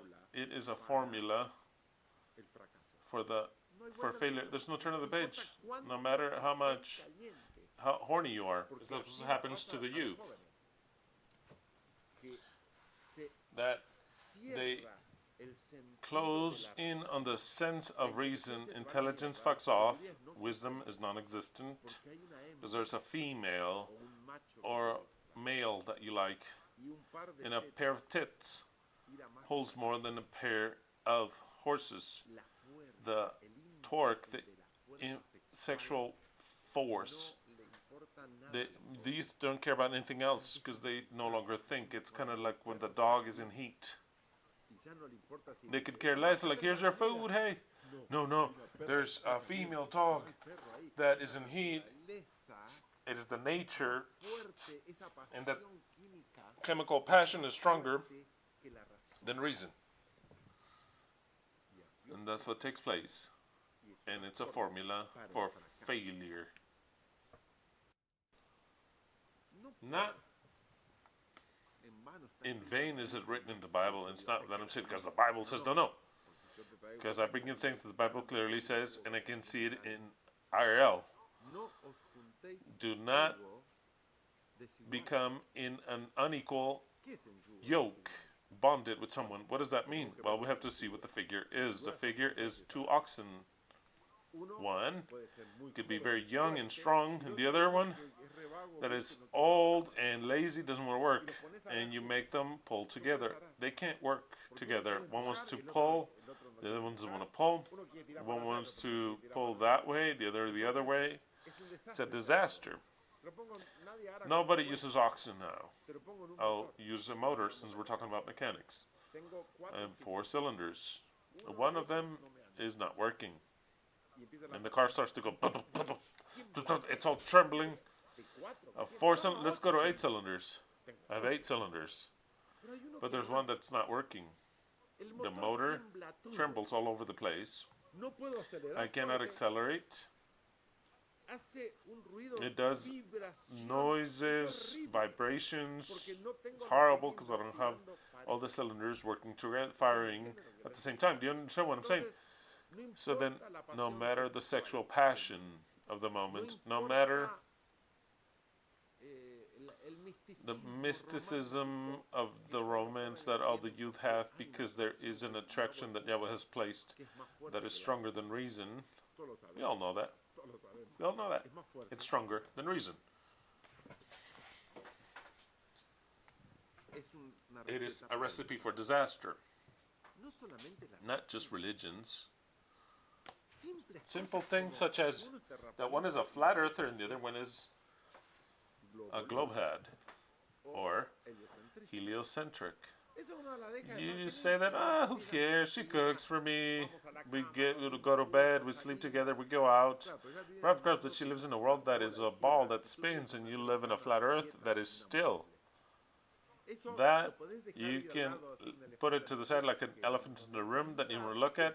That's the big elephant in the room. You don't want to look over, but it doesn't matter.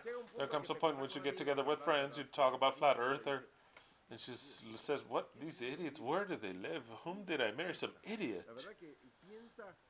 They think like in the time before Columbus that they didn't want to navigate. That is what they told us. They didn't want to navigate because they thought that they were going to fall off. That's what they told us. Small differences like that, it is the recipe for disaster. It is not a couple anymore, because what happens? They lose respect. When one looks at the other person like an idiot, you lose respect for them.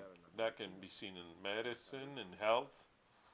You marry one because you're in love and everything works well. But she wants certain things for your children that you don't want, and she needs for their checkups to be and everything to follow according to what is said. And you say, no, it's a recipe for disaster because she's going to win. She's the mother. She's the woman. She's the mother. Never will it work. What works at first are hormones. Sex works well. It always works well. Later, it deteriorates in certain couples as long as you don't keep it up and you're not something to turn up the heat. But sex will work well in the couple. They work well. Doesn't mean that the couple is a couple. They're not a couple. I'm going to say something extreme, but it's my opinion. It's very stupid. Not stupid, but very extreme. Very extreme. But I have to speak the way I feel, right? The way I feel. Now, don't pay attention to this. One from Boca and one from River doesn't work. Just like that, it doesn't work. I would have never married a girl from River. No, never. I would be dead. I would die. I cannot accept it. I cannot accept it. She's from River. I will not marry a girl from River. I would not accept it. That's something stupid, because it's not one of the fundamental legs, but I'm giving an example of how I would be. So then if you ask me, am I wasting my time to looking for somebody from the outside? I'm saying, not time, you're losing your life. Your life is what you're wasting, not time, your life. Because now we're going to read that there's something that you have to take care of above all else, that's the heart. So then you don't just waste your time, you're going to do badly, you'll never be a wise person. Because you took something that a wise man would never take. The day that you understand wisdom, your eyes are closed to anything else that is not like you, they are closed to it. Because they know the result, not out of fanaticism. I'm not creating a race, that if she's not Jewish, don't marry a Jewish person. No. This is beliefs. This is beliefs. And sometimes it is difficult to make work in different homes. A Mexican girl marries a Korean. The Korean is used to eat kimchi and to eat a whole bunch of shit that they eat. Kimchi is delicious. We eat kimchi, but a whole bunch of things. In Korean culture, he marries a Mexican girl. So then they go and live together. The girl is Mexican. She gives them tacos, beans, rice, tortillas, and every now and then some variation. Mole and those things. And the Korean says, what about kimchi? And the girl says, I don't care about that dog shit kimchi. I don't want to make that. It's all fucked up. So then she has to start to yield and say, nah, well, let me learn a recipe. And if they love each other. start an interaction there. Not impossible. It's not impossible, but there's some work. That's of the least impossible. Religion is impossible. Religion is impossible. All the rest is pretty impossible. To be of Boca and River doesn't work.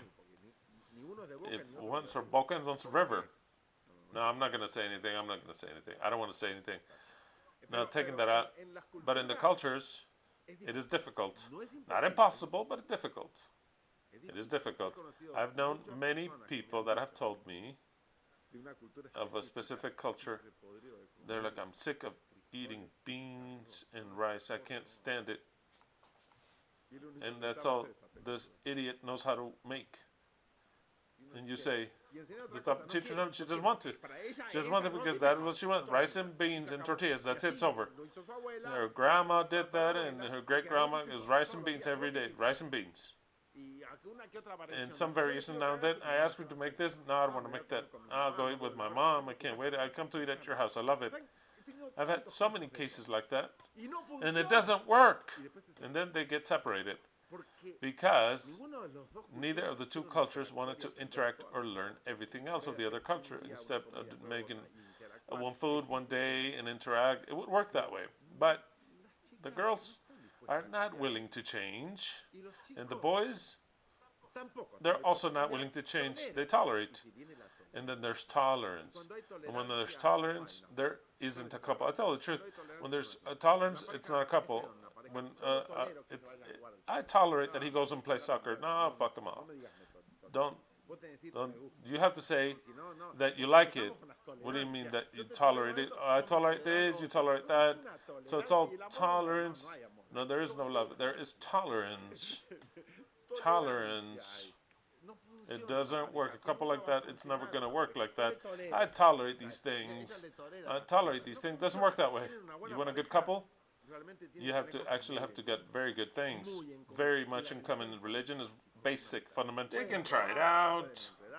They can waste their time and ruin themselves. Do whatever you want. But if you ask me, religion is primordial. But not even my children will I tell them anything. If they want to look for people from outside, because if there's no one outside, that's the first thing they're going to say. There's no one inside. And that's true. There's no one inside. There's no one inside. So then what is the solution when there's no one inside? Well, the chemistry of the body, the necessity that Yahweh placed, because he wants them to multiply, is to look outside. And outside it's filled. And the primordial brain, we're going to say the brain, the reptilian brain, let's call it. I like that because as the reptilian brain does not make a difference between religions and all the rest. They see something else, other mountains. They feel other odors, another sensation. When we go to the thinking brain, that's what happens. The reptilian wants something, and the other thinking wants something else. It's when you start, oh yes, what? Because, and now, I don't know why I did that. I don't know. But the reptilian brain accelerates the heart, and the hormones start to saturate the skin, environment. You go red, you flush. There's like you get butterflies. And you forgot about religion. You don't care the globe head or whatever. It doesn't matter how many things they poke themselves. Doesn't matter. I love him because I need him. That is what you have to break away from. Only very wise people can break away from that. The rest go in like the kids of that movie. Yeah, the movie, the Wall of Pink Floyd, of the wall where the kids go, no, no, no, no, we don't want no education, and they go like this. Well, that is how all the youth go. Where to? To the meat grinder. This is not about religion, not fanaticism. It is because your life is at play. Your life is at play. You're never going to get along. You're never going to get along. And if you do get along, there is no love. One thinks, what a stupid idiot. That's the way it is. That's the way it is. So then, what is my opinion about that? You already know. Whom should you love and embrace is wisdom.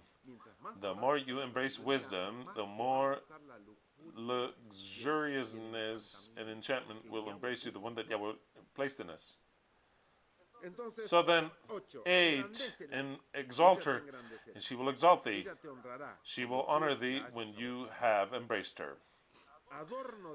An adornment of grace she will give to thine head, a crown of beauty she will deliver unto thee. No woman that is not the right one for you will give you this, unless it's the right one for you. But if she's not the right one for you, she'll never give you adornment of grace unto your head, nor the beauty of a crown. Now, wisdom is 10. Hear, O my son, and receive my sayings, and the years of life shall be many. Pay attention, because the truth is what I teach, whether you like it or not, it's the way it is. The New Spanish Version says, my son, hear and receive my words, and the years of your life will lengthen. The New Living Translation says, my son, listen to me and do what I tell you, and you will have a long, good life. Or else you'll have a bad, and maybe even if it's long, painful life. Because they make mistakes in the couples and they'll have a painful life, a painful experience. 11, and don't even dream that they're going to get 35 years married like Leslie and I. I mean, don't even dream about it. Don't even dream about it. In order for you to understand, I wouldn't pay attention much to the religion, but I would never, in my mind, how I was trained and the way I think now, I was an Adventist and son of an Adventist pastor. I didn't do anything that the Adventist church did, but I would not look for somebody from the outside, not even by chance. Not even by chance. And I have millions outside, and not even by chance. There was no case. I looked for one, for an Adventist, because it would not work if she had been Catholic. It would not work if she had been Baptist. And never would it work if she had been from River. Never. So then I looked for one that I knew that would work. No matter if we both did what the Bible or the Adventist Church said, it didn't matter. We were in the same symphony, both of us. It is very important. It is vital. Vital. And since we were both one always, the religion we went to, it's because we were both in agreement. That's what happened. That we evolved to what the eternal truth is together. Together.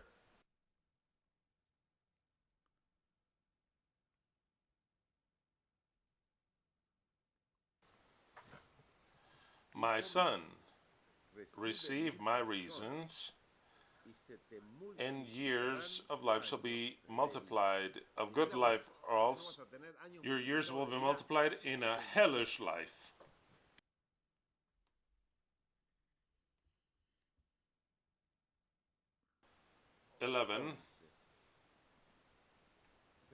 It's been 2 hours already. I want to leave you already.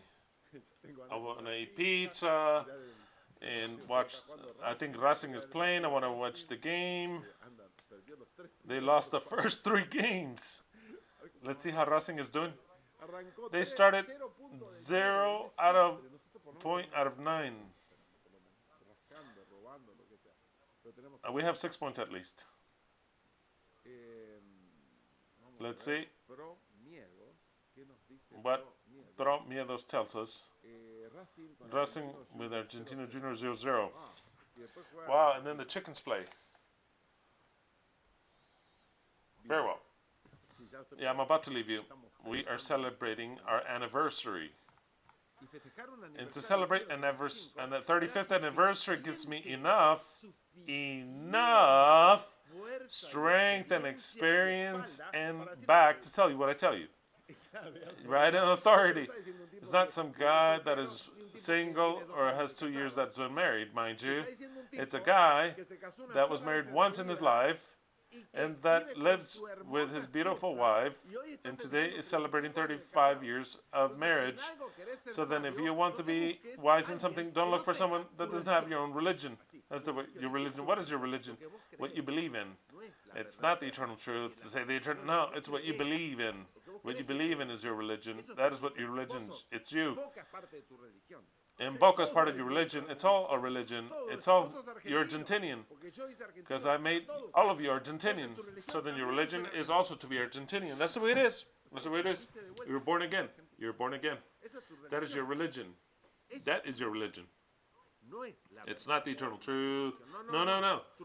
Your religion is what you believe, what you think, what you've acquired of wisdom. That wisdom is your religion. So that I have sufficient authority to tell you what I tell you. I'm not just playing it by ear or winging it. 11. I have taught thee in the way of wisdom. I have led thee in the right paths and made you walk on them. That is not in past tense. It would seem to be in present tense, but everyone translates it however they want. Torres Amat says, I will show thee, it's in future, I will show thee the way of wisdom, I will lead thee down the path of justice. It's also not in future, because Solomon has been showing this. Not that I will guide you. What about everything you said before? No, you're already guiding me. What's correct is what's coming up. In the verbal time is what I'm saying. It's that in Spanish RV 1960, it says, down the path of wisdom have I led thee. It's past tense, which is fine. But he'll continue to lead. It's not that I've led you and I'm not going to lead you anymore. No, no, no. Continue to lead you. That's what's fine, but it's not so perfect. In the future one, I don't like it because what about everything that I've showed you since before? I haven't showed you anything from here on out. I'm going to show you wisdom now. The New International Version is the one that I like the most in the translation. It says, I guide you, present tense, I guide you down the path of wisdom. I guide you through the right or justice paths. I love that. It's what it says in Hebrew. I guide you, not that I guide you, nor will I guide you. I guide you now, present tense. I guide you down the path of justice. Wisdom is very specific. It has a path. It's not the one that you imagine. No, no. That's why you have to become soaked with the knowledge that I give you and to start to practice it. I guide you down the path of wisdom. I guide you through paths of justice. When thou goest, thy steps shall not be straightened, and when thou runnest, thou shalt not stumble. In the New Living Translation, it says, when you walk down this path of justice, when you walk, precisely, when you walk, you won't be held back. When you run, you will not stumble. So then, if you go down the path that I teach you of wisdom, in the NIV, it says, when you walk in this path of wisdom, you will not find an obstacle. When you walk, you will not stumble. Now, if you go down any path, it's filled with obstacles. You'll stumble, you will stumble like anything. For example, with couples that are not couples. And in your understanding, you will think that it is a couple when they're not, and they'll never be so. So then, you have to clearly understand that if you go down the path of wisdom, you will not stumble. You can even run. 13. Take hold of my instructions, don't let them go. Guard them, for they are the key of life. It could be any clearer. It's not that I'm giving you an advice so that it goes well. No, your life is there. Your life is there. When a wise man speaks to you and he's teaching you, he doesn't tell you so that you do better in life. He says, no, that is where your life is. You either listen to it or your life will be hell and lose it. Just like that, simple as that. Retain the advice, leave it not. Take hold of it, keep her, for she is thy life. The New International Version says, hold fast unto instruction, let her not go. Keep her and take care of her, for she is thy life. So then this instruction becomes your life. The New Living Translation says, take hold of my instructions, don't let them go. Guard them, for they are the key of life. The key to life. It's not the key of life. It is life itself. I'm not going to teach you anymore. I want to invite everyone that is new, that listened to me. Maybe there's no one, but oh well, that's fine. It's part of the end of all this. If there's anyone here that is listening to me, and they're very much interested in everything that I'm saying, and it starts to be part of their religion, and they have not signed the document that in the year 2024 we signed in the date of Yom Kippur 2024, which has been, it's not been 2 years, but it's already been 2 years back. It's 2026, I'm talking about something in 2024. I still invite you that you sign first, that you watch the video, which is called Yom Kippur 2024. Look for it. Look and watch the video, and then we do a rite. The rite that we do there with Leslie is to deposit all this dog shit of this world upon Yahweh. To blame Yahweh for everything. That was the rite of Yom Kippur, where you would place your hands upon the goat for Azazel and would confess all the sins of the people. We don't confess the sins of the people, but the sins of the world entirely. And it's not the sins, but rather it is all of the evil, the injustice that has happened in this world. No one else is to blame other than the Creator, Yahweh. And he made that right for someone in all of the history to recognize him to do it. And we were those people that did it. Because no one understands that Azazel is Yahweh himself, and that he is to blame for everything, and he left a right for someone to do it, and we did it. And not just that time, we do it every day. Because every day, everything to blame is Yahweh, is for everything to blame. It's to blame for everything. So every day, we blame Yahweh for everything, and we don't have faith in Yahweh. And we don't want for Yahweh to dominate us. We know that he is the supernatural artifice of what happens on this earth, which would not happen if it weren't because of him. It's all supernatural. It's surreal. It's surreal in the sense that it's not human, it's divine. They're miracles. Miracles which are mixed with a reality. When it's not a reality, it is an irreality of the Creator, but which will happen until he retires. After 6,000 years, I believe in that, and I think he will retire, and he will leave the reign to someone. To whom? To those that have done this right. For example, what was he going to leave it to? A follower of his? To be Yahweh 2.0? Yahweh second edition? No. He'll leave it to someone like it's prophesied that he calls Elohim of justice. The scripture says that he's not the Elohim of justice. Clearly says it in Malachi 2:17. Malachi 2:17 says clearly, for all those who forget, it says, ye have wearied Yahweh with your words. It says, Yahweh speaking supposedly, he says, I'm sick and tired of your words. And so how have we wearied you? And says that you said that whomever doth evil pleaseth Yahweh, and in such he delighteth. Who says that? Actually, we say that. Anyone that does evil pleaseth Yahweh, exactly. And in such he delighteth, exactly. And then he says, or else, where is the Elohim of justice? And before this answer, where's the Elohim of justice? He doesn't say, I am the Elohim of justice. What are you saying? Bunch of stupid shit. No. He says, okay, I'm going to send you my angel. Immediately, read it. Next text. Okay.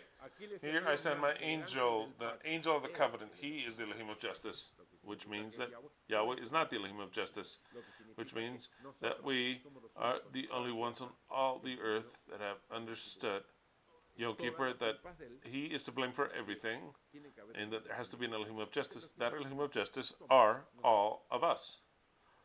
All those that want to add themselves to this document as adherents, not as just original signees. That's impossible. That was in that moment.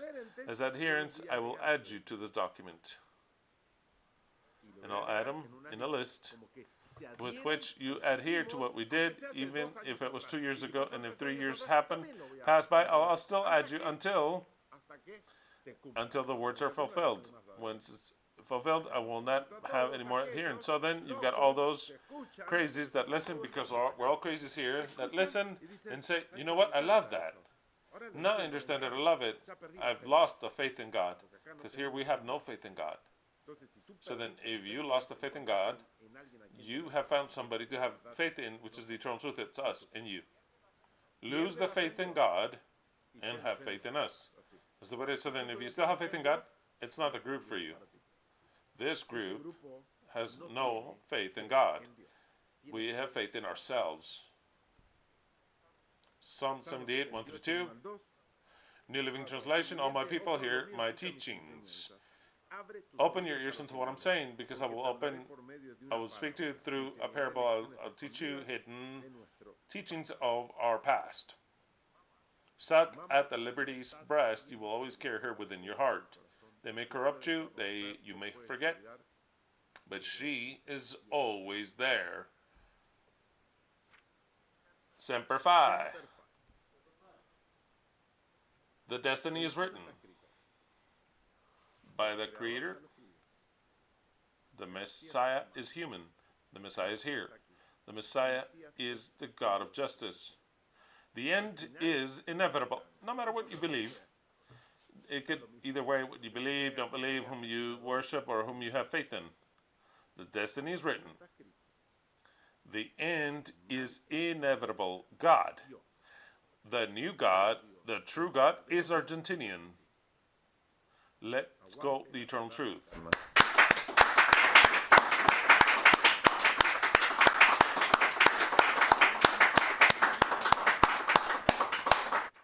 Let's go Boca. Tomorrow I want to win. Let the laurels be eternal that we knew how to achieve. Crowned with glory, let us live, or we swear, with glory to die. I want to thank you for all the greetings, greeting cards, reminders, pictures, messages, and also the gifts that we have received here. To all of you that remembered that we, along with Leslie, are on our 35th anniversary, 35 years of marriage.